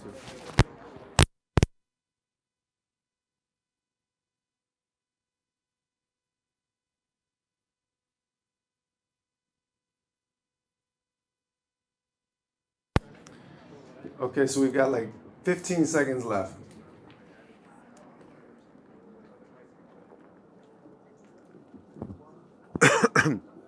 And if people can go ahead, people that haven't yet had the chance to share, go ahead and raise your hands now. And I'm gonna, since you guys are treating me like the professor, raise your hands. Or I call on people. Yeah, go ahead. I'll be number 3. You're number 3, okay. Nobody wants to speak? Okay, now that I asked for it, then nobody wants to do it. Okay. You can't volunteer your classmates. That's bullying. Oh, okay, I didn't see you. Pardon me, sis. You pass this back. Whenever we volunteer someone else. Yeah. Whenever we volunteer someone, you have to be the one who wants to take it. Assalamu alaikum. Salam. Hold it closer to your. Yeah. Sorry. You're good. I said we will take action now because otherwise it will simply never happen. If we wait for the right time, or right place, or right person to get the job done, then those dreams of change and peace will be just that, dreams. We think that we're being held back now by our societal obligations, by jobs, family duties, etc. Those are all just mental things. We can do it now and argue that we have it easier, so there's simply no excuse. Woo!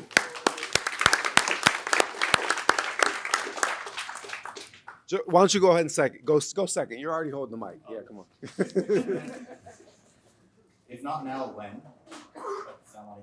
Hey, salam. If not now, when? We will take action now because while there are decades when nothing happens, we are approaching the weeks when decades happen. The world is about. No, hold on. You gotta give him that. That's a bar right there. Go ahead. That's a bar.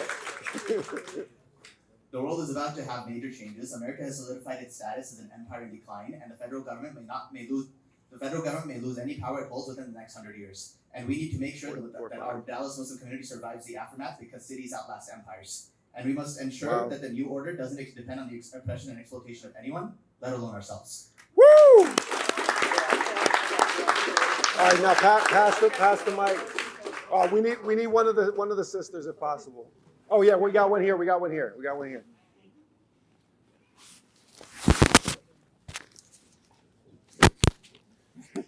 Sorry, Hey, mine is Islam. very short. It's just the fallacy is that there is a later. You don't know if there is going to be one. That's right. Who told you there's a tomorrow?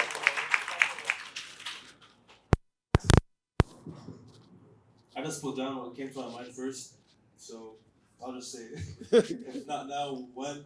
We'll take action now because our community is on the brink of destruction, as prophesied by our messenger, sallallahu alaihi wasallam. Other empires have made a feast out of us, and they're going after our countries, one after the other. There is no power that can hold us back if we're united, and it wouldn't be the first time that we take control of history. Allahu Akbar. There. Woo. All right, I'll take the mic back. So,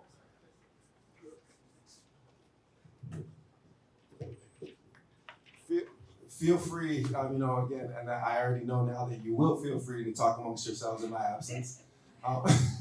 Feel free to talk amongst yourselves in my absence. I'm going to take the microphone here with a simple reflection on this. So, political organizing plays a particular role in this particular moment, okay? Malcolm X, my, role model, my hero, he said, I already told you to never let your enemy tell you how many of you there are. What he also said, he said, we are not outnumbered, we are out-organized. We are not outnumbered, we are out-organized. And a lot of people don't know that, like the Black Panther Party, for example, Huey P. Newton ran for elected office. Aaron Dixon, Seattle captain of the Black Panther Party, ran for elected office in the Green Party. The true revolutionaries have always appreciated the value of electoral politics as part of the struggle. They have never believed that electoral politics was the whole of the struggle, but they never fell for the psyop that says your vote doesn't matter. If your vote didn't matter, then the Civil War never would have been fought.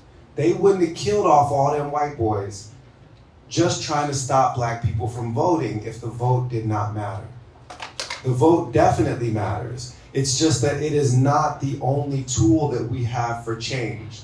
And so we can't just think that, the voting by itself will do it, nor can we think that any one particular political party will in and of themselves solve the problem, because movements are bigger than any political party. And having said that, Kwame Ture was another student of Malcolm. And what he took from Malcolm's "we are not outnumbered, we are out-organized" was this reflection that I have been working with for years now. He said, people usually mobilize around issues, but revolutionaries organize against systems. People usually mobilize around issues, but revolutionaries organize against systems. I'm going to come back to the political party part in a minute, but let's first go in on mobilizing around issues as opposed to organizing against systems. I said in 2020, when I got on social media for the first time after the Floyd murder, and you can go back and you can find those posts, I was castigating the Muslim community for their refusal to stand up for the sanctity of black life. And I said in a remote online ISNA keynote speech, I said, there is a day coming soon where you will want my people standing at your side, and don't expect us to be there if you do not stand at our side now. Well, where are we at? We're standing in the middle of that day, right now, reaping what decades of anti-black racism in the Muslim community has wrought. People that should know better, that should know that blackness is in of itself oppositional ideology in the face of white supremacy are not willing to stick their necks out. Because they're asking the question, where were y'all? And they're not wrong to ask the question. They're wrong not to stand up. Because our responsibility to fight against injustice is not supposed to be transactional. It's not supposed to be dependent on someone else returning the favor. It is supposed to be because it is the right thing to do, because it is the only thing to do. But we cannot lie to ourselves about what has produced this moment that is now fraught for us. And it is incumbent upon this community, if it wants to be a voice fighting against Islamophobia, against racism against Muslims, against anti-Palestinian racism, man, y'all better clean your own house first.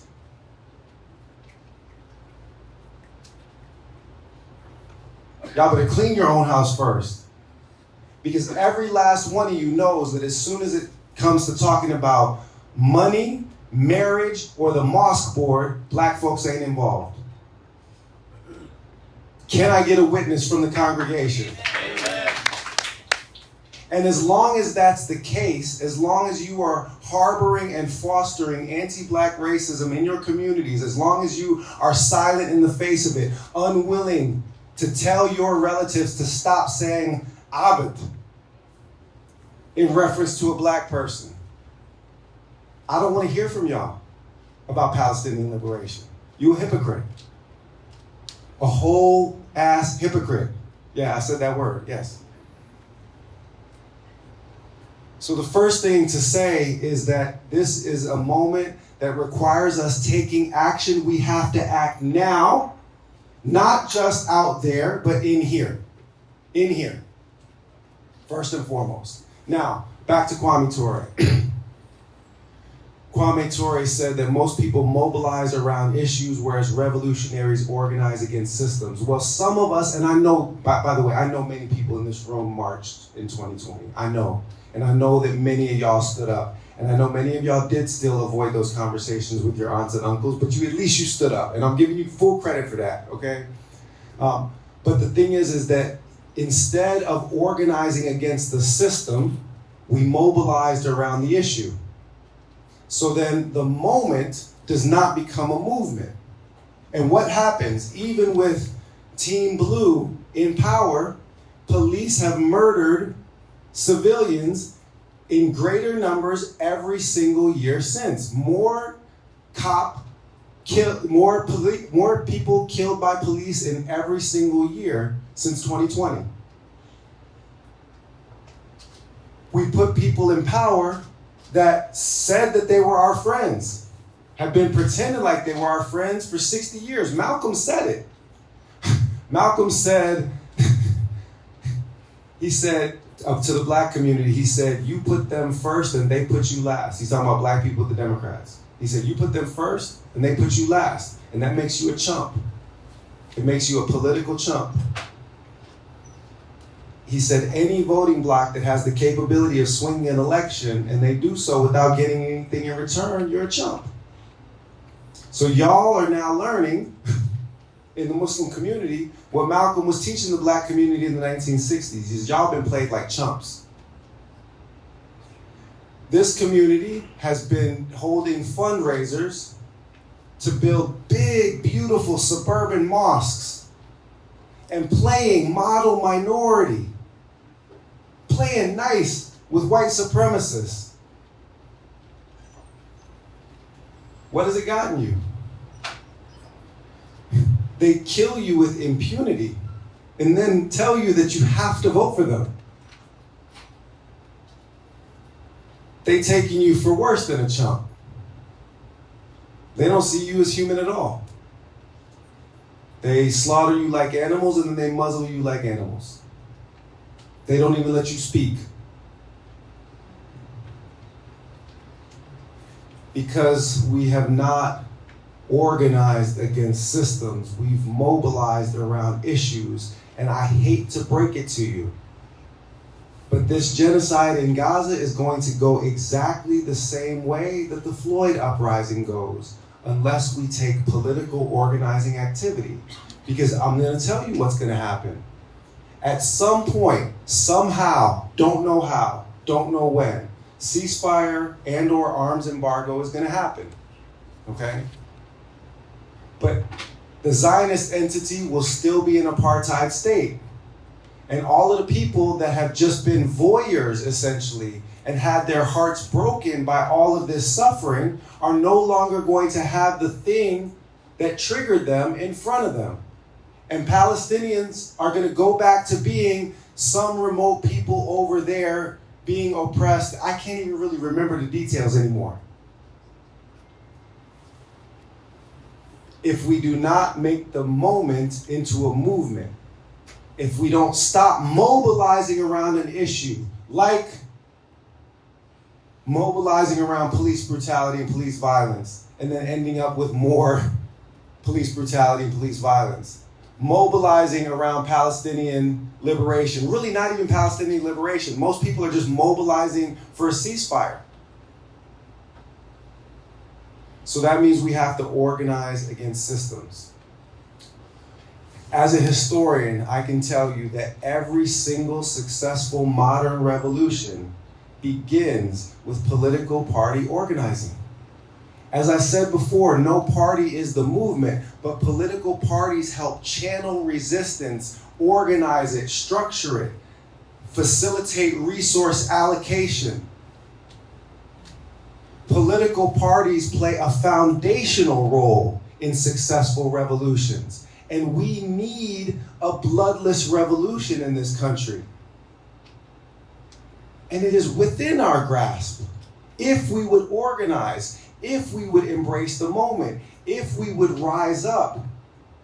All it literally and actually takes is like a 30% increase just in the voter registration in the 18 to 29 demographic. Because the 18 to 29 demographic is 80% opposed to the genocide, and there's only one non-genocide party that is available to people across the country.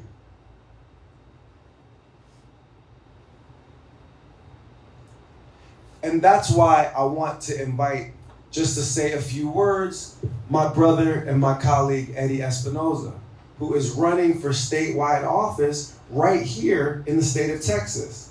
Because it's not just about using your power in the voting booth in order to change top-level politics, but it's actually about building from the bottom up, building grassroots movements, supporting local politics. And this connects, I didn't get your name, brother. You made the point about custodians for the future. Tell me your name? Fahad. So Fahad talked about us being custodians for the future. One of the most powerful things that I learned really literally when I read the Qur'an for the first time at age 15, it jumped out to me then, was that in the Judeo-Christian version of the creation of man that I had been taught, the human being is given dominion over the earth. So dominion means that you own it. You can do whatever you want with it, right? And that has been the approach of white supremacist society to our ecological environment. If you are given dominion over it, you can do whatever you want with it. It's yours. You can use it, you can abuse it, you can treat it any way you want. But in the Islamic tradition, we don't get dominion in the earth. The human being does not get dominion in the earth. The human being gets khilafah, stewardship. Stewardship means that you are to be a custodian of the thing, which means not that you can dispose of it how you will and use it how you like, but it means that you are going to be questioned on how you cared for it. It is a serious responsibility. And one of the things that drew me to the Green Party was that this has been a consistent theme in Green Party politics from the very beginning. Custodianship of the people, of the planet, and of the peace. Custodian of the human beings that are made from earth and water. And custodians of the earth and the water. And custodians of the peace, so that the creatures that are made of earth and water don't spill the most sacred thing in creation, human blood. So Eddie Espinosa is running for a position in state office that is supposed to be railroad commission, but it's not really about that. It is about ecological conservation, responsible stewardship of our natural environment. And we're going to ask Eddie just to say a few words about that right now. Well, it's going to be a bit of a challenge following Dr. Ware here, one of the greatest public speakers in the country. Give him a round of applause. I'm Eddie Espinosa. I'm the Green Party candidate for Texas Railroad Commissioner. Now, just like Dr. Ware mentioned, the Railroad Commission has nothing to do with railroads. The Texas Railroad Commission oversees and regulates the entire oil and gas industry in the state. Much of oil and gas drilling in Texas is done by fracking. The fracking technique involves drilling a deep underground well into a rock formation. Then large amounts of water, sand, salt, and chemicals are injected at high pressure to create fractures in the rock. The fractures allow oil and gas to flow to the surface. However, fracking produces huge amounts of poisonous wastewater that is disposed of by injecting it underground. This toxic wastewater, some of which is radioactive, has the potential to seep into our freshwater sources, like has already happened in West Texas. Fracking must be banned to protect the water that our families and communities all depend on. Please listen to my warning. Our drinking water and freshwater sources are in great danger. Effective climate action is also essential for life as we know it, and for our children and their futures. The huge storm last week that devastated the southeast and wiped out entire towns. It was bigger and stronger than past storms because of global warming. The droughts and flooding are occurring all over the globe. The only way to slow global warming is to speed up the transition of fossil fuels onto renewable energy like solar, wind, and utility-scale batteries. Texas is already a leader in clean renewable energy, but there's a problem. The full transition of fossil fuels that we need to protect our children's future is being blocked by greedy fossil fuel insiders who run our state, to include the 3 Texas Republicans on the Railroad Commission. They just want to drill. Shame. Great shame. Not only are they waging war on humanity, they're waging war on Mother Earth. We need independent regulators on the Railroad Commission. That's where the Green Party and I come in.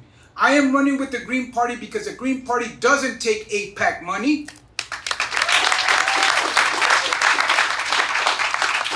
Or any PAC money for that matter. We don't take money from corporations or lobbyists. That's why you can trust the Green Party. We work for you.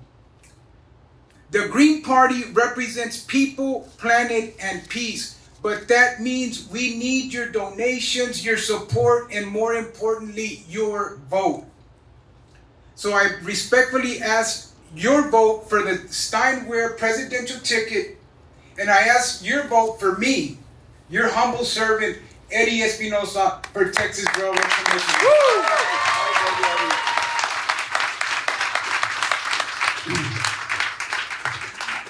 Before I start to bring my part of things to a close, Eddie, I just want you to explain, as you explained to me a few weeks ago, what will happen. I think you said the number was just 2%, correct? Yes. Yeah. So I want you to just to embrace this, that you guys can actually produce, just the people in this room can produce actually a foundational outcome. Eddie Espinosa is going to explain to us what happens if he gets just 2% of the vote for Railroad Commissioner. So the Green Party is only running 2 statewide races. Dr. Stein and Dr. Ware presidential ticket, and myself for Texas Railroad Commissioner. If one of us get, either Dr. Stein or Dr. Ware or myself, get 2% of the vote, that will give the Green Party ballot access in Texas for the next 10 years. So it's very important that we get 2%, but Dr. Ware mentioned we're not just shooting for 2%, we're playing to win. That's right. And if we can convince 28% of Texas voters, We may very well flip Texas to Dr. Stein and Professor Ware. So let's play to win. Let's get out there. Let's mobilize. Make phone calls. And hey, let's go win this thing. Sir. Hi, baby Eddie. And that sets this up for the last thing that I'll say. I have not said a lot about this electoral campaign tonight. I guess this afternoon. My hero, role model, and like at a distance and spiritually and metaphysically my mentor, Malcolm X, before he was taken from us, had grown an institution that he called the Organization for Afro-American Unity, which was meant to express the political aims of his movement.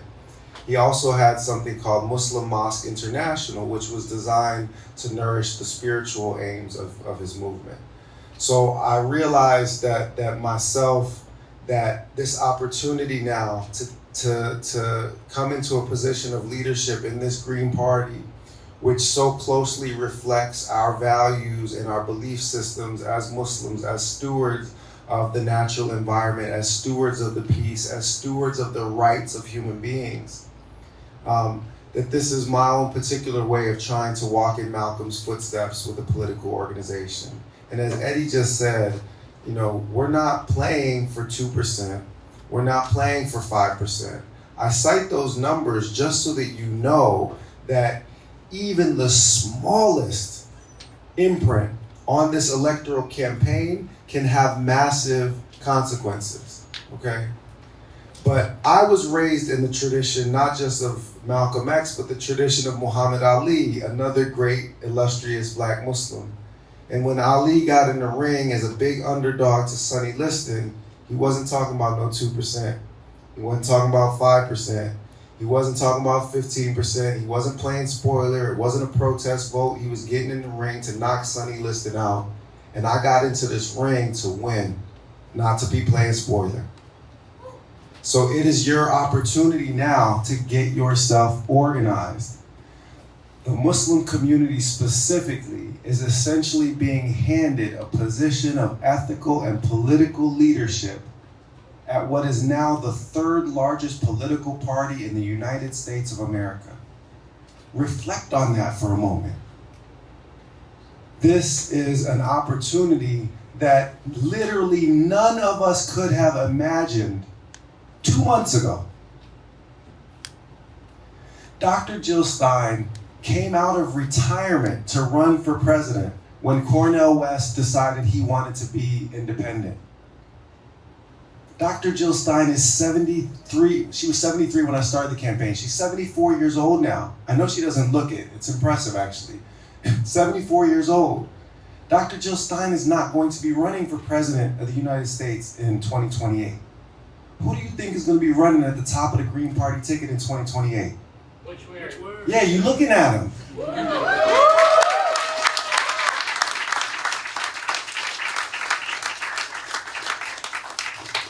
So understand what that means. That we have an opportunity to have like an informed, ethically rooted, spiritually anchored, politically conscious Islamic leader in this place.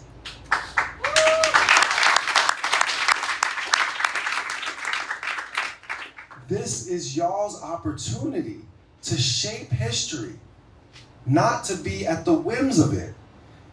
This is something that is within your capacity to do.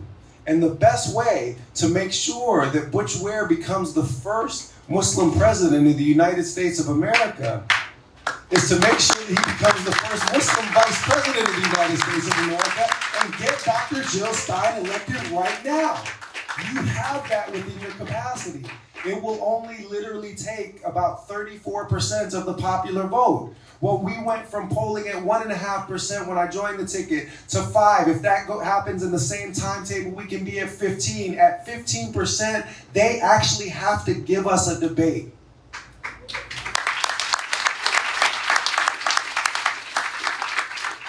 And Dr. Jill Stein will run intellectual circles around those I'll just say around, Donald Trump could not pass any class that I've ever taught at any university. I mean, it's true. He's not smart. He's not smart. Because privilege preserves mediocrity. And it is a race to the bottom. And that's what you have out of these other candidates. It's a race to the bottom. And so the American people are not fools. The American people, if they get the chance to see quality versus incompetence, morality versus immorality, goodness versus evil, the child of Adam ain't stupid. If they see a good thing, they reach for it. So you guys have it within your capacity to get us onto a debate stage by organizing now. I'm not going to turn this into a fundraiser, but you can find the QR codes if you look hard enough. On my story, I'll give a donation link on my Instagram story, but especially because I know y'all are young and many of y'all are broke, which is fine. I understand that. You can give your time, volunteer. We have a volunteer QR code as well, and especially register. When you register with the Green Party, then it shows to the mainstream media that we're moving. They're going to have to cover us. Every single time they cover us, we shoot up in the polls. How many of y'all saw the Breakfast Club interview? Oh, yeah. Right? Literally 1,000 DMs. 1,000 DMs that I got that said I hadn't heard of you before that, voting Green. Right? So all we have to do is make enough noise. That is in y'all's hands. So make noise for our hosts, Noon Collective, and I can't take the question because I got to escape out of here to get to the next one, and I appreciate it. Thank you guys.